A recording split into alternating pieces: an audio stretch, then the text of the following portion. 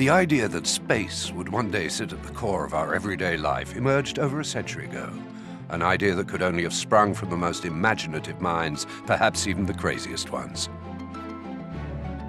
The countdown to the launch of the first satellites in fact began a long time ago, as early as the end of the 19th century. Since then, countless writers, illustrators, and filmmakers have wandered down the paths of the future, trying to imagine what life on Earth would be like in the 21st century. Only a few of these visionaries predicted in their more or less fanciful visions that men would one day walk on the moon, and some instinctively guessed that life on Earth would become a major preoccupation for humanity. In their rather approximate guesswork, they imagined that the home of the future, like a whirling dervish, would draw its energy from cosmic forces, becoming lastingly dependent on the space surrounding us.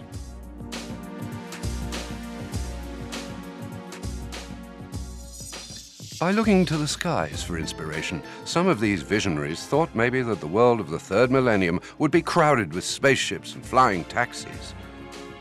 They imagined over 100 years ago that someday space would enable us to travel, and that satellites would provide information, protection, forecasts, and care. They foresaw that mankind would eventually find planet Earth just too small to live on, and that the time would come to spread our wings to fly further afield. Yet it took over a century for these predictions to come true. It needed all this time for man to hone his wisdom and deepen his knowledge to be ready for the conquest of space.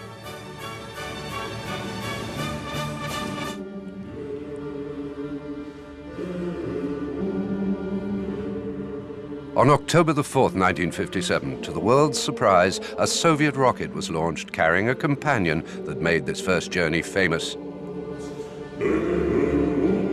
Mankind had finally accomplished a long-standing ambition. It was something that marked the beginning of a new era.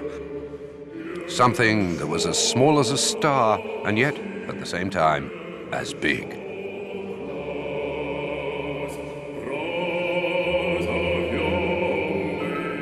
By the way, did you know that Sputnik is the Russian word for companion?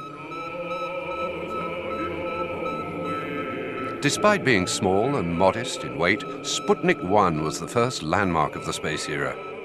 Who knows, it would perhaps lead the way towards the conquest of the Moon, Mars, Venus, and journeys towards new worlds yet to be discovered. But far from leading the way to worlds in hyperspace, this little ball of aluminium that circled the world in 98 minutes has drawn in the sky a mirror of our daily life. And finally, like a performer making its final bow to the audience, Sputnik left the stage. It didn't come back to Earth, although it changed life on our planet for all future generations. The limited baggage it carried went up in smoke. To tell the truth, apart from a transmitter and batteries, there was not much inside the first satellite, which was only 58 centimeters wide and weighed a mere 84 kilos. To fulfill the dream of colonizing outer space, man sent a few scouts in advance. Mice, dogs, small monkeys, and all sorts of animals took off for a free ride in orbit, way before man took his chances. We didn't promise them paradise, but we certainly gave them a tough time. Still in the lead, the Russians put Sputnik 2 into orbit, carrying aboard Laika, the first living animal sent into space.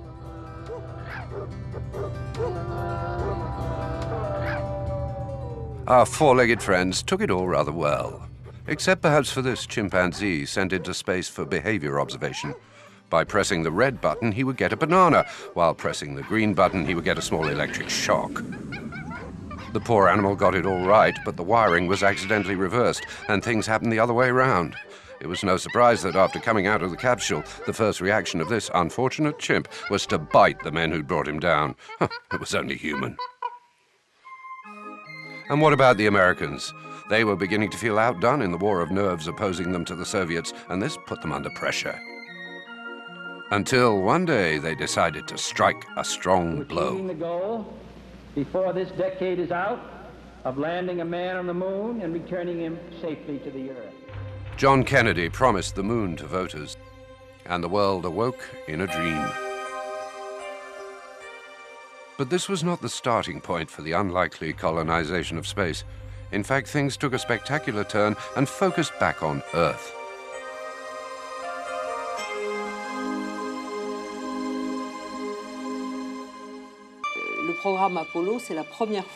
The Apollo program brings us the very first images from the Earth taken from another celestial object. We see the Earth as a small blue planet, and we realize it is fragile, lost in the immensity of dark space. It certainly is a striking vision. I believe that image changed our perception of the Earth. We realize how small it is and that it might be unique. Up to now, we haven't found life on any other celestial body, and as such it must be preserved. At the beginning, the space era was triggered by prestige, rivalry, challenge, and also by security. Yet space teaches us more and more about our planet and helps us to improve how we use its resources. Space services are increasingly useful for the Earth's inhabitants and help us manage the planet. This was the time when men began to picture space as a sort of megalopolis with a few suburban satellites gravitating on the outskirts of the central planet Earth. Further away, connected to the metropolis by communication axes, some suburban districts would in time become a part of the gigantic web through which all sorts of exchanges would circulate. Based on the megalopolis model, men began to create a gigantic orbital network.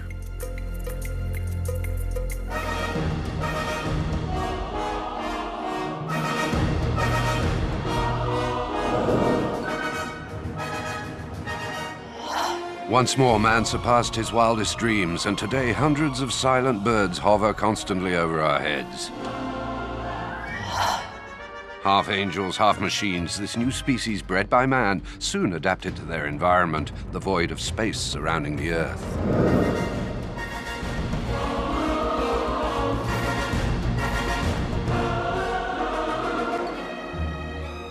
Decade after decade, they have expanded to form a protective web around our planet, forever changing our everyday life.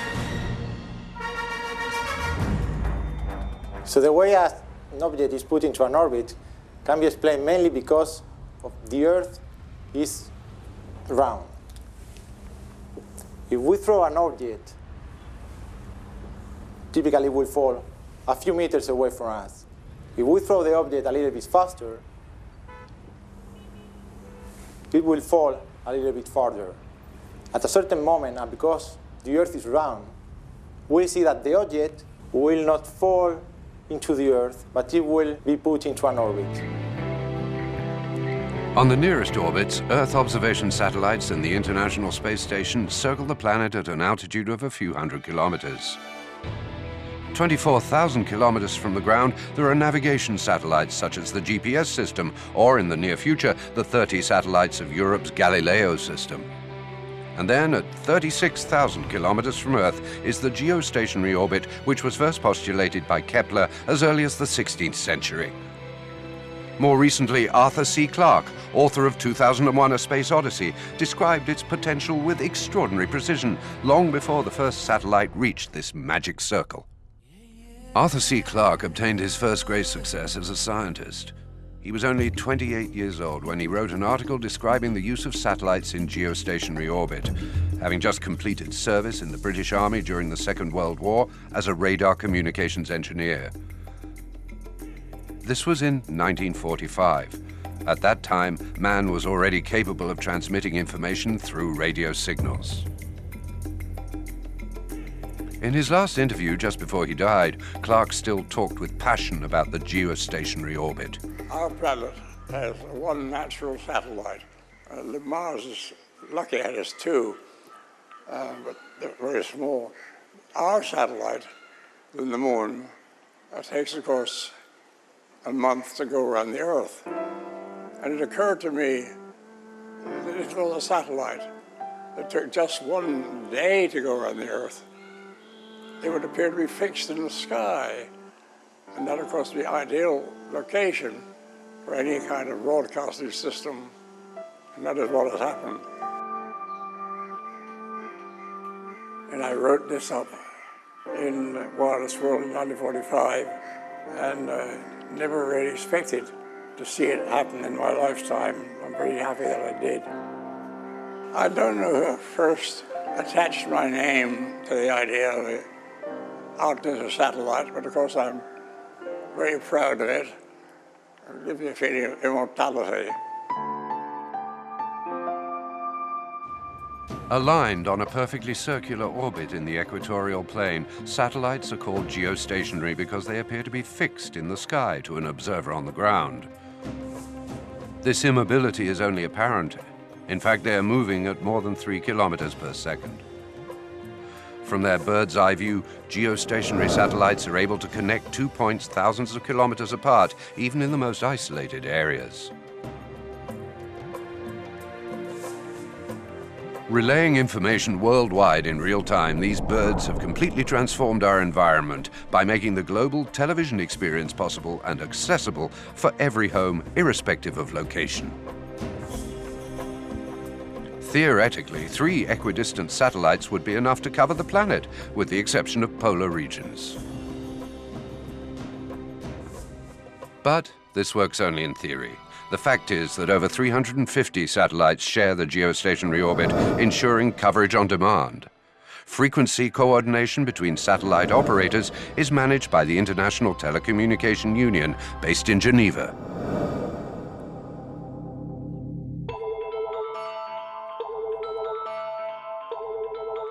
The geostationary orbit forms a 265,000-kilometer-long belt, along which satellites are placed at precise positions separated by 1,500 kilometers. All communications satellites have the same way of working. They receive a signal from the Earth through their antennae, amplify the signal, and relay it back to Earth to their coverage area. Transmission equipment is fixed on a central case. Thermal protection isolates the equipment from space's hostile environment, and radiative surfaces evacuate the heat produced by the case. In addition to housing control systems, the case accommodates the propulsion system and combustive tanks. The propulsion system enables trajectory correction in the event of disruption related to the attraction of the Sun and Moon and irregularities in the Earth's gravitational field. The 2 solar panels provide the electrical energy, and rechargeable batteries take over when the satellite passes into the Earth's shadow at each equinox. From its altitude, a satellite can reach antennae located on the ground, on ships at sea, and on aircraft in flight. In theory, it's visible to almost half the planet, but operators like Eutelsat equip their satellites with antennae specifically designed to cover precise zones of the planet, from a country to several continents. Inside the coverage, you can see that we have different power levels. There's a direct link between the power level radiated by the satellite and the size of ground station antenna that you need to be able to receive the signal with good quality. For high power coverages, you can use a small 60-centimetre dish for direct broadcast TV reception. For the lower power areas, these are more ideally suited for television transmission to data heads.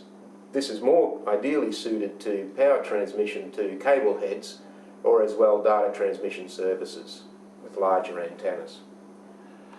Here we are in front of a 1/10 scale model of one of the satellites in the Eutelsat fleet. Before we reach the stage of putting a satellite like this up into orbit, we have to place the contract with the satellite manufacturer. And before we reach that stage, there is at least 6 months of work that goes on inside of Eutelsat with a team of experts to define the mission. As part of the work required to define the satellite mission, we need to define the coverages that we need. And from there, we can define the number of antennas that we need on board the satellite.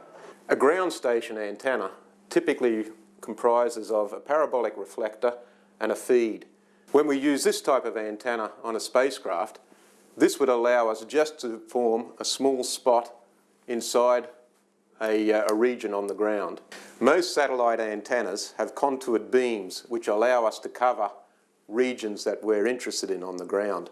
One way to create a contoured beam is to add extra feeds onto the antenna, and this will generate extra beams on the ground, and so we'll be able to generate a contoured beam in this way.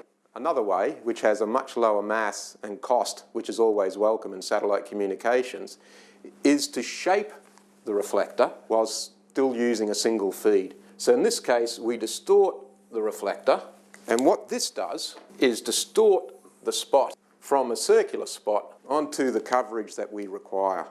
This is the case for the African beam of the W7 satellite, where we've used sophisticated software to design the surface of the reflector to enable us to efficiently cover the region that we're interested in Africa. Despite appearances, these men are not making the biggest chocolate bar in the world.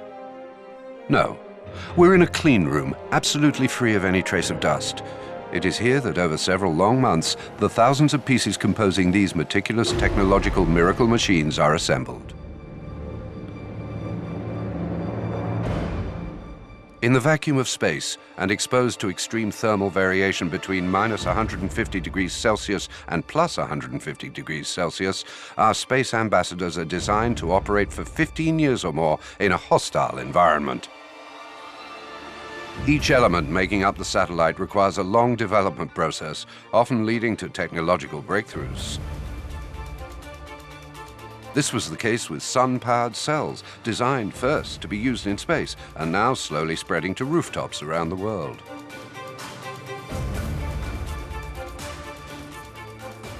Finally, the satellite gets to the final makeup and dressing stage.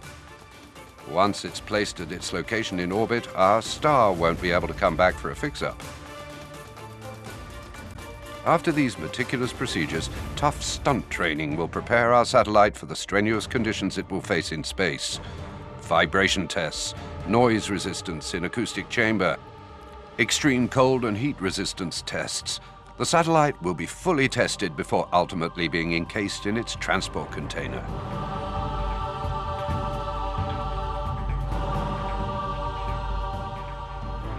The satellite gets then a one-way ticket to its launch pad. No time to bask in the sun as the final preparation takes place. Most important, don't forget to fill the propellant. This is indispensable to make it into final orbit and for any movements the satellite will need to perform when it gets there. Imagine getting ready for a 15-year picnic.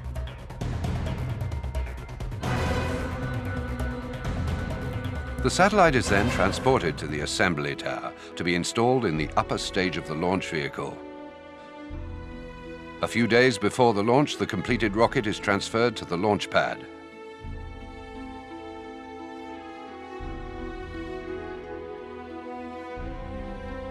Geostationary satellites use launchers able to inject them into space at speeds of 10 kilometers a second at the moment of separation. These heavy lift launchers are approximately 60 meters high and weigh over 700 tons at liftoff. A rocket like an Ariane 5 ECA is able to propel 2 geostationary satellites in one go, with a total mass of up to 8 tons. Launch time has come. In the Kourou control room, everyone is building up to countdown. Orbiting a satellite represents huge economic and scientific stakes. Sometimes the result of 20 years of preparation will depend on the success of the launch. It's not the moment to lose your calm. The launch is a dramatic moment. The last one I witnessed in Kourou was the launch of Herschel and Planck, 2 missions of the European Space Agency. Ariane 5 launched both satellites. Everything went fine. We saw the rocket light up. Everybody went quiet. We heard the rocket's noise. It's not just noise, it's a vibration. It shakes, you can feel it, and you get a knot in your stomach. And we saw it go exactly as planned. And we thought, all this work for this big firework? And then we watched, we followed it with binoculars.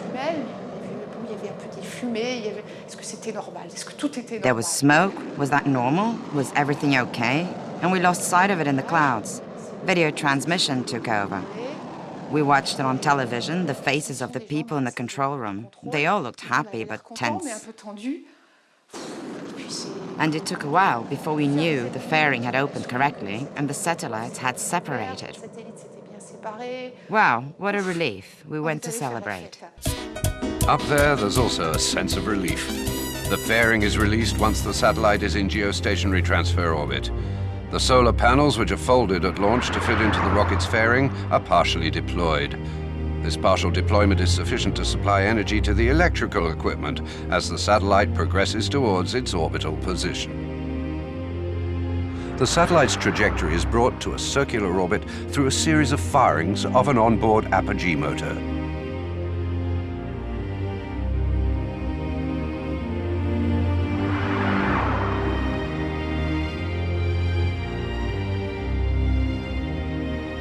Once in geostationary orbit, the solar panels and onboard antennae are fully deployed.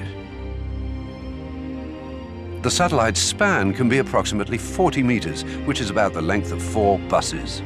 It begins its drift towards the place allocated to it on the geostationary ring. Its position on this ring is expressed in degrees longitude, east or west of the Greenwich meridian. After separation from the launcher, the satellite transmits telemetry data back to Earth, which enables controllers to analyze and check the performance of all onboard systems at all times.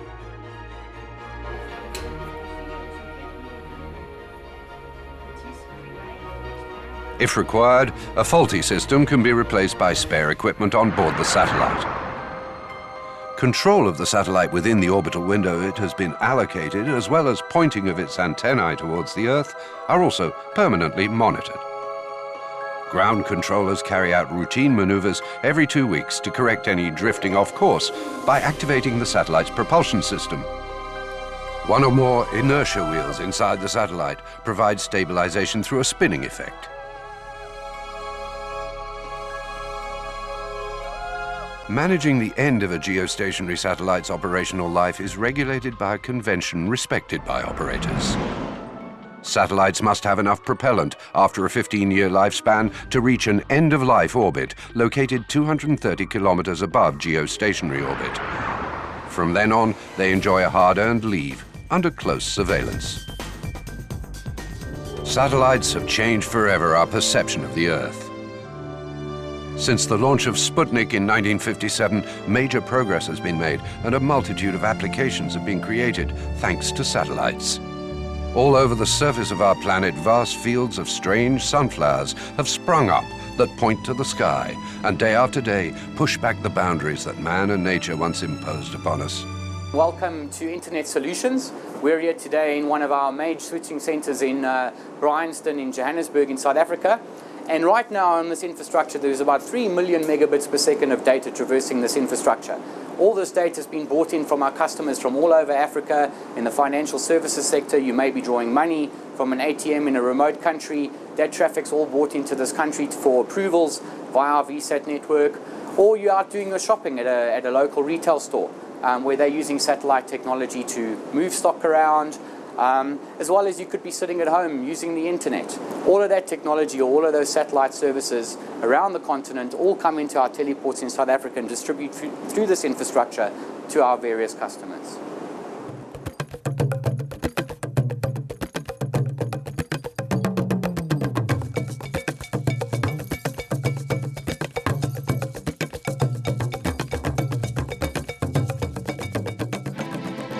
Our Earth is becoming a vast global village. It's no longer a surprise for us to watch pictures on television from the other side of the world as if they were from the next street.